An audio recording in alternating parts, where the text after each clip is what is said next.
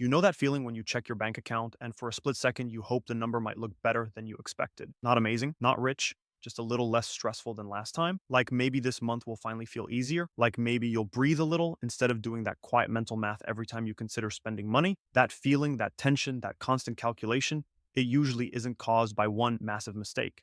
It's caused by a habit so normal you barely notice it happening. There's a quiet pattern running in the background of your life and it doesn't scream. It whispers. It shows up as tiny comforts, quick fixes, little rewards for getting through the day. It looks like convenience. It feels like relief. And month after month, it quietly decides how much control you have over your own life. This is what I call the $500 habit. It isn't one reckless purchase or some dramatic financial screw up. It's the slow collection of spending that feels harmless because it's scattered everywhere. A few subscriptions you meant to cancel but never did. Takeout because you're exhausted. Delivery fees because time feels tight. Small Amazon orders because they're cheap enough not to argue with. Upgrades that slowly turned into expectations. A slightly nicer car because it felt deserved. All reasonable, all normal, all invisible when viewed on their own. The danger is not the size of the purchase, the danger is the consistency of the pattern. $500 a month does not feel like a life altering problem. It feels like the cost of being a functional adult. But $500 a month becomes $6,000 per year. Over 10 years, it becomes 60,000. Over 30 years, it becomes 180,000. And that is only what you see on paper. That does not include what that money could have become if it had been invested instead of slowly consumed. When that same $500 is redirected into investment, it doesn't sit still. It multiplies, it compounds, it builds leverage, it grows into numbers that quietly separate the anxious from the calm, the trapped from the flexible, the reactive from the strategic. The money does not change, the direction does. 500 spent buys temporary comfort, 500 invested buys permanent positioning, one soothes the present, the other reshapes the future. This habit is not just about money, it's about control. It decides how long you stay in debt. It affects whether an emergency feels inconvenient or catastrophic. It influences whether you feel safe enough to leave a job that drains you. It whispers into your choices about moving, changing careers, starting something new, or staying exactly where you are because it feels safer. Most people do not feel trapped because they lack talent or ambition. They feel trapped because their margin is gone. And that margin didn't disappear overnight. It was quietly traded away in dozens of reasonable moments that never felt dangerous on their own. This is why small emergencies feel overwhelming. This is why unexpected bills create panic instead of inconvenience.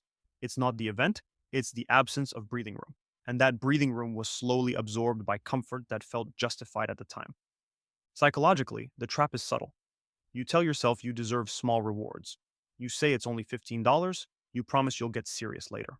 You compare yourself to people who spend even more and feel momentary relief. Over time, comfort stops feeling optional and begins feeling required. Delayed gratification begins to feel like deprivation instead of strategy. And the system around you encourages it. The modern economy runs on low level consumption loops: $10 here, $12 there, $30 for speed and ease. Tiny transactions repeated endlessly. They aren't just selling products, they're building habits inside your routine. Money is not just spending power, it is time control. It determines whether you pause or panic, whether you respond or react. And $500 per month is the difference between feeling squeezed and slowly building sovereignty. This is not about cutting all joy from your life. It is about conscious trade offs instead of unconscious leakage, about deciding what truly deserves your resources instead of letting habit choose for you. That same $500 could build an emergency fund, it could erase debt, it could become the foundation of an investment portfolio, it could give you the buffer that turns chaos into calm and decisions into choices instead of threats. Financial pressure disrupts sleep. It shortens focus. It creates background stress that never fully shuts off. Over time, it influences how you see yourself, how confident you feel, how bold you allow yourself to be. The mind behaves differently when it feels trapped versus when it feels supported. Most people don't fail financially in one dramatic moment. They erode slowly. They leak consistently. They normalize it until it becomes identity. The solution is not to remove every comfort. The solution is to redirect it, to design friction for the habits that weaken you and smooth pathways for the habits that strengthen you, to automate growth and interrupt impulse, to move the money before emotion gets involved. Discipline fades, structure lasts, systems protect you when motivation wavers. You are not fighting yourself, you are designing around yourself. When you shift the 500 from leak to engine, you feel less deprived and more directed, less restricted and more intentional. Your thinking sharpens, your choices slow down, your confidence steadies. And without drama, your identity changes. You move from passive consumer to quiet architect, from reacting to shaping, from surviving to directing.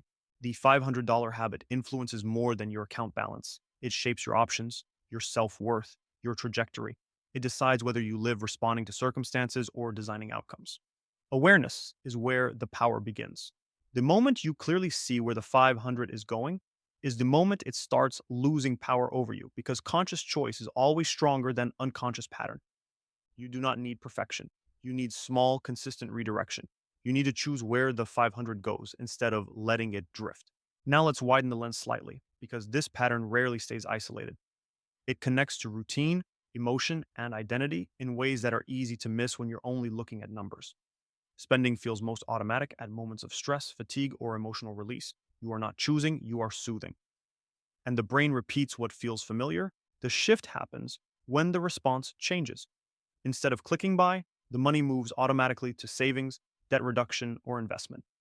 The relief remains, but now it reinforces progress instead of quietly weakening your position.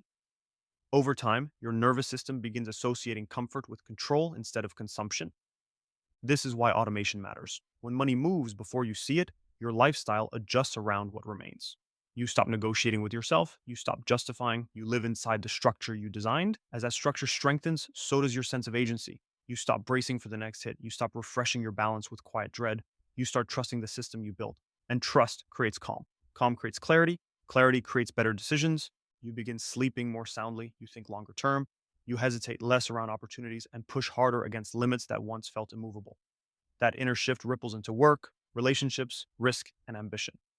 Most people think change should feel dramatic. In reality, it feels quiet. You simply notice that money no longer runs your nervous system. You respond instead of panic. You decide instead of drift. That is the quiet reward of controlling the 500, not luxury, not flash, but stability that compounds and direction that strengthens. This habit does not scream, it whispers, but once you hear it clearly, it stops owning your decisions. And that is where control returns, not dramatically, not heroically, just steadily and permanently. Because the moment you stop reacting and start assigning, the 500 no longer owns your life. You do. And that is where real freedom quietly begins. There is another layer most people only notice after they change this pattern.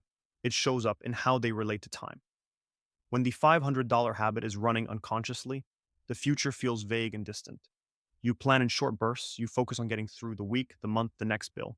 The idea of 5 years from now feels abstract, almost unreal. That is not because you lack vision, it is because your attention is hijacked by constant financial microstress. But when you redirect that same money with intention, the future starts to feel real, measurable, within reach. You begin to think in timelines instead of emergencies. You stop asking how to survive and start asking how to structure, how to prepare, how to grow. That subtle mental shift transforms how you prioritize your energy and where you choose to place your focus. You also begin to notice how much emotional labor money pressure was quietly consuming. The background worry, the low level tension, the constant low hum of uncertainty. As margin increases, that noise fades, and in its place appears something stronger. Presence, you become more available for your life because your mind is no longer stuck circling financial fear. This is when people finally understand that wealth is not just a number.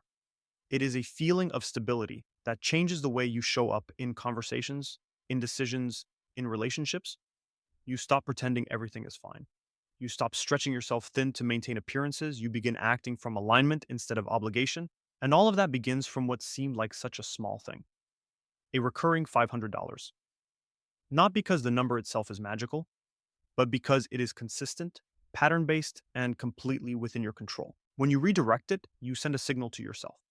You prove that you are capable of choosing long term safety over short term relief. You reinforce a new identity, one that values agency, awareness, and intentional design. That identity does not disappear when things get hard. It strengthens, so the money does not just move, the mindset moves with it. And that is where the real leverage lives. Not only in the account balance, but in the confidence to shape your future instead of accepting it by default.